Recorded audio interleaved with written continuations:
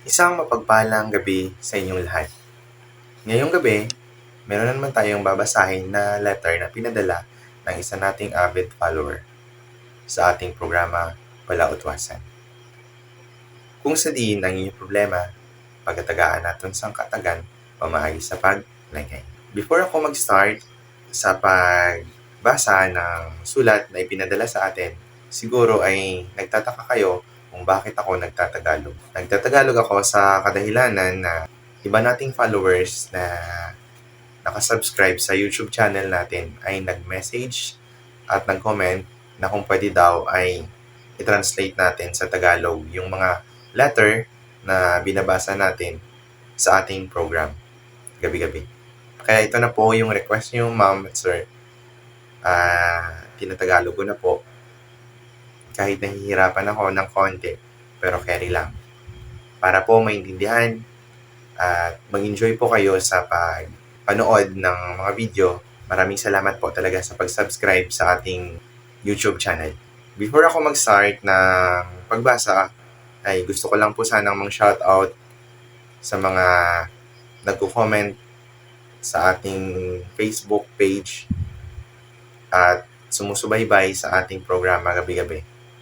Isang napakagandang gabi sa iyo, Dr. Gualberto Bernas, na Chairman of the Board ng Capiz Doctors Hospital, sa walang sawang panonood ng mga ina-upload natin na mga videos gabi-gabi.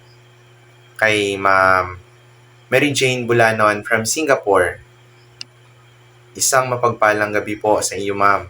Salamat po sa pagpanood ng mga videos na ina-upload ko sa aking FB page. Kay Ma'am Juliet Dilandao na silent supporter natin, isang magandang gabi po sa iyo, Ma'am Juliet. Kay Ma'am Margarita Sare from Laundry Department ng Capiz Doctors Hospital at sa mga kasamahan niya dyan sa Laundry Department, isang mapagpalang gabi po sa inyong lahat. Ngayong gabi ay uumpisahan ko na po ang pagbasa ng sulat na ipinadala sa ating program. Tuning in 69.9 FM on here on Papakla TV. Ano man ang kadalom sa imo problema, kay Papakla, hindi ka magkabalaka. Biskan sa anong matinion, kay Papakla, may aksyon.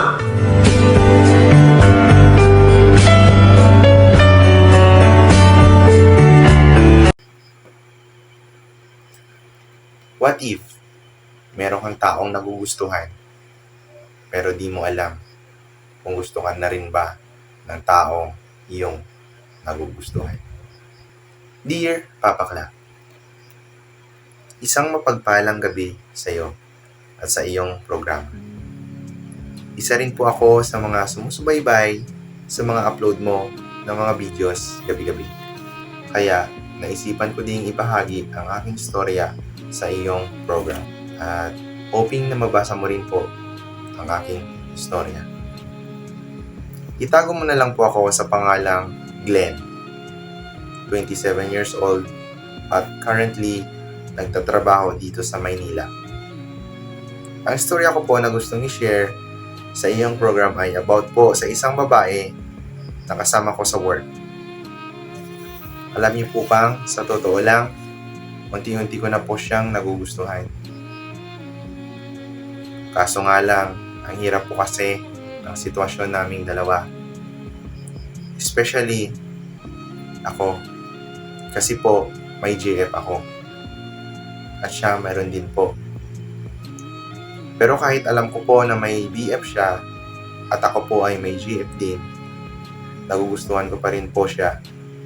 Hindi ko naman po sinasadya pa, pero kusang nararamdaman ko na gusto ko na siya.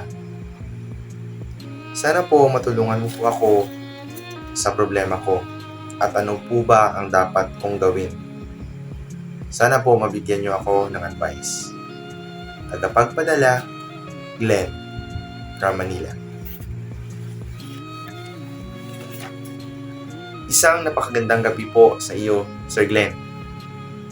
Salamat po sa pagpapadala ng letter dito sa aming programa.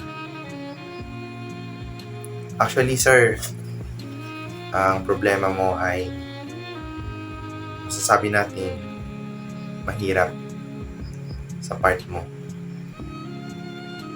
Kasi nagmahal ka sa taong alam mo hindi pwede. At sa iyo na hindi ka pwede. Kasi in the first place, meron ka pong girlfriend. At yung nagugustuhan mo, meron pong boyfriend. Malaki po ang magiging epekto sa buhay niyong dalawa once ininsist mo yung pagkakagusto mo sa kanya. Pero tanong ko lang, what if hindi ka pa niya gusto or hindi ka niya gusto? At sinabi mo sa kanya. First, yung friendship niyo mawawasak. Papasok yung awkwardness. Yung usual at saka normal nyo na pagkikita at pag-uusap, hindi na yun mag-stay sa dati kung ano man yung naumpisahan nyo. Once na malaman niya na gusto ka niya, na gusto mo siya. Pero on the other hand, what if naman kung gusto ka rin niya? Yun yung catch. Kaso hindi natin alam. Baka lang. Or sana. Pero ang advice ko lang sa'yo, pang Glenn, hanggat maaga pa, hanggat wala pang may nakakaalam na gusto mo siya, take initiative na, oo, alam ko mali na itago mo yung nararamdaman mo sa kanya. Pero yung nararamdaman mo, sigurado ka na ba? Baka longing ka lang sa pagmamahal ng girlfriend mo. Or nagiging busy ka lang at nakita mo sa kanya yung pagmamahal na gusto mong iparanas ng girlfriend mo sa'yo. Pag-isipan mo mabuti pa pang Glenn. Baka naguguluhan ka lang sa kanya. Don't pressure yourself. Sabi nga nila, nasa huli ang pagsisisi. Kaya't hanggat maaga pa, pag-isipan mo muna. Huwag kang magdesisyon ng basta-basta. Isipin mo mabuti ang bawat hakbang na iyong gagawin. Maraming salamat sa pagpadala mo ng letter sa ating program. Sana nabigyan kita ng kahit konting advice sa iyong problema. This is your Papa Klat. Nagsasabing, decide to choose what you want in life. Otherwise, someone will make the choice for you and you will regret it. Good night and God bless.